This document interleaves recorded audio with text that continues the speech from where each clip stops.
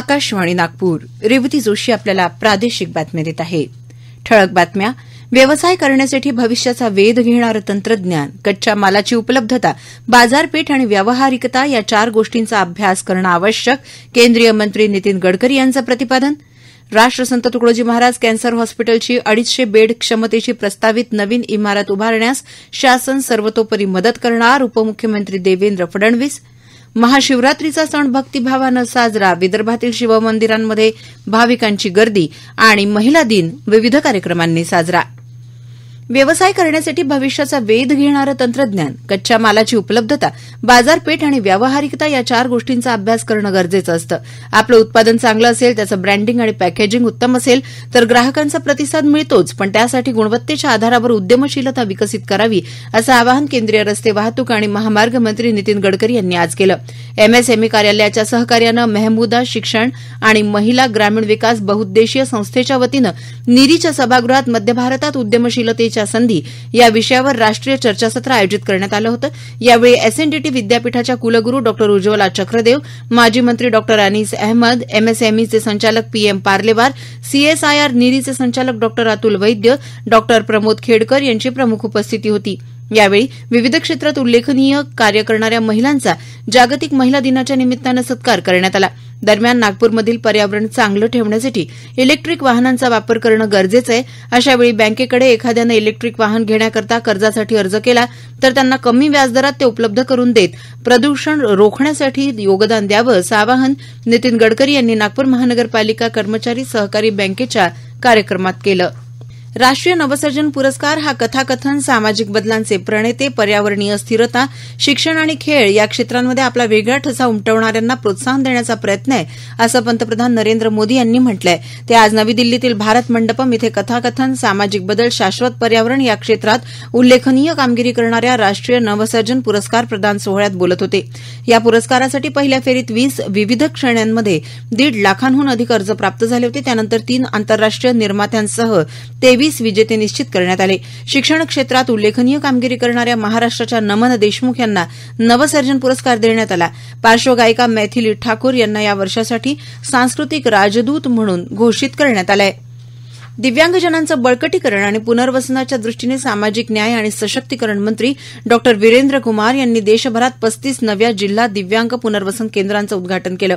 राष्ट्रीय आणि आंतरराष्ट्रीय पातळ्यांवर विविध क्षेत्रांमध्ये दिव्यांग नागरिकांनी केलेली उल्लेखनीय कामगिरी अधोरेखित करून दिव्यांगांना उत्तम सेवा पुरवण्यासाठी सरकार कटिबद्ध असल्याची ग्वाही डॉ कुमार यांनी दिली. ही 35 केंद्र मध्य प्रदेश, आंध्र प्रदेश, ओडिशा, त्रिपुरा, आसाम, नागालँड, मणिपूरसह महाराष्ट्रात आहेत. दिव्यांगांसाठी अत्यावश्यक असलेल्या सेवांचा लाभ घेण्याकरता दिव्यांगांना दूरवर प्रवास करावा लागू नये, हा यामागचा उद्देश आहे. प्रसिद्ध सामाजिक कार्यकर्त्या आणि लेखिका सुधा मूर्ती यांची राज्यसभेवर सदस्य म्हणून नियुक्ती झाली आहे.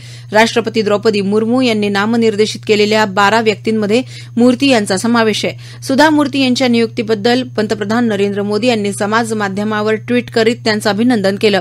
सुधाजींनी सामाजिक शैक्षणिक क्षेत्रात केलेलं कार्य प्रेरणादायी आहे. राज्यसभेतील त्यांची उपस्थिती ही महिला शक्तीचं द्योतक असल्याचं नमूद करीत पंतप्रधान नरेंद्र मोदी यांनी सुधा मूर्ती यांना शुभेच्छा दिल्या आहेत. शिवसेनेच्या शिंदे गटाच्या आमदारांना पात्र ठरवण्याच्या विधानसभा अध्यक्षांच्या निर्णयाला आव्हान देणाऱ्या याचिकेवर काल सर्वोच्च न्यायालयात सुनावणी झाली. विधानसभेतील संख्याबळाची कसोटी लावून अध्यक्षांनी हा निर्णय घेतला का, असा प्रश्न सरन्यायाधीश धनंजय चंद्रचूड यांच्या अध्यक्षतेखालील पीठाने उपस्थित केला. उद्धव ठाकरे गटानं ही याचिका दाखल करताना खाडाखोड केलेली कागदपत्र सादर केल्याचा आरोप प्रतिवादी वकिलांनी केलाय. या निर्णयाशी संबंधित दस्तऐवज सादर करण्याचे निर्देश न्यायालयानं विधानसभा अध्यक्षांच्या कार्यालयाला दिले. त्याकरता न्यायालयानं एप्रिलच्या 2ऱ्या आठवड्यापर्यंतचा वेळ दिलाय. मी निवडणूक लढवायला हवी अशी नागरिकांची इच्छा आहे, पण महायुतीमध्ये असताना चर्चा झाल्याशिवाय आपल्या उमेदवारीबद्दल बोलू शकत नाही. संधी मिळाली तर नक्कीच लढेन, असं वार्ताहरांशी बोलताना प्रफुल्ल पटेल यांनी आज सांगितलं.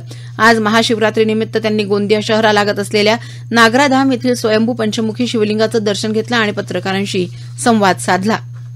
राष्ट्रसंत तुकडोजी महाराजांनी गोरगरिबांच्या सेवेचा दिलेला संदेश शिरोधार्य मानत राष्ट्रसंत तुकडोजी महाराज कॅन्सर हॉस्पिटल गेल्या 50 वर्षांपासून सेवारत आहे. अतिदक्षता विभाग सुरू झाल्यामुळे रुग्णांना अधिक चांगली सुविधा उपलब्ध होते. या हॉस्पिटलची 250 बेड क्षमतेची प्रस्तावित नवीन इमारत उभारण्यासाठी शासन सर्वतोपरी मदत करेल, असं प्रतिपादन उपमुख्यमंत्री आणि नागपूर जिल्ह्याचे पालकमंत्री देवेंद्र फडणवीस यांनी आज नागपुरात केलं. कॅन्सर रिलीफ सोसायटी संचालित राष्ट्रसंत तुकडोजी महाराज कॅन्सर हॉस्पिटलमध्ये फडणवीस यांच्या हस्ते 10 बेडच्या मॉड्युलर अतिदक्षता विभागाचं लोकार्पण झालं. त्यावेळी ते बोलत होते. कार्यक्रमानंतर पत्रकारांशी बोलताना महायुतीमध्ये सध्या महाराष्ट्रातील जागा वाटपाचा प्रश्न सुटलेला नाही, त्यामुळे पहिल्या यादीत गडकरींचं नाव महाराष्ट्राच्या जागेसाठी आलं नसलं तरी जागा वाटपाच्या वेळी सर्वात आधी त्यांचं नाव जाहीर होईल, असं देवेंद्र फडणवीस यांनी स्पष्ट केलं. उद्धव ठाकरे यांनी नितीन गडकरी यांना स्वतःच्या पक्षात येण्याची दिलेली ऑफर म्हणजे स्वतःला मोठं करण्याच्या प्रयत्नात हसं करून घेण्याचा प्रकार आहे, असंही ते म्हणाले. मराठा आरक्षणाबद्दल बोलताना मराठा आरक्षणाच्या संदर्भात पदभरती प्रक्रियेबद्दल उच्च न्यायालयानं नोंदवलेलं निरीक्षण हा या प्रक्रियेचा एक भाग आहे. उच्च न्यायालयाने मराठा आरक्षणाच्या अंमलबजावणीच्या काळात भरती प्रक्रिया न्यायालयीन देखरेखीच्या अधीन राबवण्यासंदर्भात निरीक्षण नोंदवल्याची माहिती देखील फडणवीस यांनी दिली. या प्रादेशिक बातम्या आपण आकाशवाणीच्या नागपूर केंद्रावरून ऐकत आहात. देशभरात सर्वत्र आज महाशिवरात्र साजरी होते. देशातील सर्व ज्योतिर्लिंगांच्या मंदिरांमध्ये तसंच ठिकठिकाणच्या प्रमुख शिवमंदिरांमध्ये पहाटेपासूनच भाविकांनी दर्शनासाठी रांगा लावल्या. बुलढाणा जिल्ह्यात महाशिवरात्रीनिमित्त जिल्ह्यातील धोत्रा, बनगोजी मंदिर, खामगाव तालुक्यातील किन्ही महादेव, बुलढाण्यातील मढ इथले बुधनेश्वर संस्थान, हेमाडपंथी महादेवाच्या मंदिरांमध्ये दर्शनासाठी भाविकांनी एकच गर्दी केली होती. आज सकाळपासूनच महाशिवरात्रीनिमित्त विविध धार्मिक कार्यक्रम जिल्ह्यात पार पडले, तर नागपूरच्या नंदनवन भागातील भव्य शंकरमूर्तीचं दर्शन घेण्यासाठी भक्तांनी सकाळपासूनच गर्दी केल्याचं दिसून आलं. याशिवाय ठिकठिकाणी महाप्रसाद, आध्यात्मिक कार्यक्रमांचं आयोजनही करण्यात आलं. नागपूरच्या प्रसिद्ध कल्याणेश्वर मंदिरात आज केंद्रीय मंत्री नितीन गडकरी यांनी पूजा अर्चना केली. विदर्भाची काशी अशी ओळख असलेल्या गडचिरोली जिल्ह्यातील मार्कंडा देव इथे महाशिवरात्रीनिमित्त मोठी यात्रा भरली आहे. राज्याचे अन्न आणि औषध प्रशासन मंत्री धर्मराव बाबा आत्राम यांनी आज शिवलिंगाची पूजा अर्चना केली. स्वातंत्र्याचा अमृत महोत्सव एकछत्र योजनेअंतर्गत चंद्रपूर बाबूपेठ इथल्या महादेव मंदिरात राज्य संरक्षित स्मारकाच्या जतन दुरुस्ती कामाकरता 1,58,00,000 रुपये इतक्या रकमेच्या अंदाजपत्रकाला प्रशासकीय मान्यता देण्यात आली. सांस्कृतिक कार्यमंत्री आणि जिल्ह्याचे पालकमंत्री सुधीर मुनगंटीवार यांच्या विशेष प्रयत्नातून हा निधी मंजूर करण्यात आला. वर्धा जिल्ह्यातील ढगा, कोटेश्वर आदी तीर्थक्षेत्रांवर भाविकांनी आज दिवसभर गर्दी केली. गोंदिया जिल्ह्याच्या अर्जुनी मोरगाव तालुक्यातील प्रतापगडावर महाशिवरात्रीनिमित्त भरणाऱ्या यात्रेत हिंदू मुस्लिम एकतेचं दर्शन पाहायला मिळालं. ख्वाजा उस्मान गणी हारुनी यांचा दर्गा असून दोन्ही समाज बांधव महाशिवरात्रीनिमित्त या किल्ल्यावर एकत्र येतात. ही परंपरा आजही पाळली जाते. नागपूर प्रादेशिक अंडी उबवणी केंद्रातील कोंबड्यांची मरतूक एव्हियन इन्फ्लुएन्झा अर्थात बर्ड फ्लूमुळे मृत्यू झाल्याची घटना घाबरून जाण्याची नाही. या रोगाचा प्रादुर्भाव आणि प्रसार टाळण्यासाठी प्रादेशिक अंडी उबवणी केंद्र नागपूरच्या 1 किलोमीटर त्रिज्येतील सर्व कुक्कुट पक्ष्यांना शास्त्रोक्त पद्धतीने नष्ट करण्यात आलं आहे. प्रादेशिक अंडी उबवणी केंद्र नागपूर वगळता जिल्ह्यातील अन्य कोणत्याही भागात पक्ष्यांमध्ये मरतूक आढळून आलेली नाही आणि तशी नोंदही झालेली नाही. केवळ इतर भागात या रोगाचा प्रादुर्भाव पसरू नये या दृष्टिकोनातून तातडीने योग्य त्या खबरदारीसाठी प्रतिबंधात्मक उपाययोजना केल्याचं डॉ विपिन इटनकर यांनी स्पष्ट केलं आहे.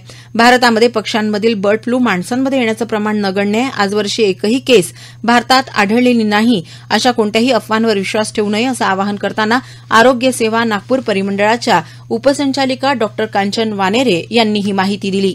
नागपूर येथील प्रादेशिक अंडी उबवणी केंद्र येथे काही कोंबड्यांमध्ये आपल्याला इन्फ्लुएन्झा म्हणजे बर्ड फ्लू याचा आजार आढळून आलेला आहे आणि या आजारामुळे जनतेमध्ये काही गैरसमज जे पसरतात त्याबद्दल मी आज तुम्हाला सांगणार आहे की याच्यामध्ये जो आजार आहे तो या बर्ड्स पासून म्हणजे या कोंबड्यांपासून आपल्या माणसांमध्ये येण्याचे प्रमाण हे अतिशय कमी आहे. म्हणजे भारतामध्ये अशा प्रकारची एकही केस आतापर्यंत आढळून आलेली नाहीये. जगामध्ये काही केसेस या रिपोर्ट केल्या गेलेल्या आहेत. आंतरराष्ट्रीय महिला दिनानिमित्त राष्ट्रपती द्रौपदी मुर्मू आणि उपराष्ट्रपती जगदीप धनखड यांनी बहिणींना शुभेच्छा दिल्या आहेत. दरवर्षी साजरा होणाऱ्या महिला दिन हा महिलांनी विविध क्षेत्रात मिळवलेल्या यशाचं, स्त्री पुरुष समानतेचं आणि महिला अधिकारांच्या क्षेत्रात जनजागृती करण्यासाठी त्या करत असलेल्या प्रयत्नांचं कौतुक करण्याचा दिवस आहे, असं राष्ट्रपती द्रौपदी मुर्मू यांनी आपल्या शुभेच्छा संदेशात म्हटलंय. आंतरराष्ट्रीय महिला दिनानिमित्त आज सर्वत्र विविध कार्यक्रम आयोजित करण्यात आले. महिला दिनाचं औचित्य साधून स्वयंपाकाच्या गॅसचे दर प्रति सिलिंडर 100 रुपयांनी कमी केल्याची घोषणा पंतप्रधान नरेंद्र मोदी यांनी केली. या निर्णयामुळे महिलांचं दैनंदिन आयुष्य सुकर होईल, तसंच कोट्यवधी कुटुंबांना आर्थिक दिलासा मिळेल आणि पर्यावरण संरक्षणात हातभार लागेल, असं पंतप्रधानांनी समाजमाध्यमांवरच्या संदेशात म्हटलंय. दरम्यान उपमुख्यमंत्री अजित पवार यांनी राज्याच्या 4थ्या महिला धोरणाचं स्वागत केलं असून जागतिक महिला दिनाच्या सर्वांना शुभेच्छा दिल्या आहेत. शेवटी पुन्हा ठळक बातम्या. व्यवसाय करण्यासाठी भविष्याचा वेध घेणारं तंत्रज्ञान, कच्च्या मालाची उपलब्धता, बाजारपेठ आणि व्यावहारिकता या 4 गोष्टींचा अभ्यास आवश्यक, केंद्रीय मंत्री नितीन गडकरी यांचं प्रतिपादन. आणि राष्ट्रसंत तुकडोजी महाराज कॅन्सर हॉस्पिटलची 250 बेड क्षमतेची प्रस्तावित नवीन इमारत उभारण्यास शासन सर्वतोपरी मदत करणार, उपमुख्यमंत्री देवेंद्र फडणवीस. याबरोबरच हे प्रादेशिक बातमीपत्र संपलं. नमस्कार.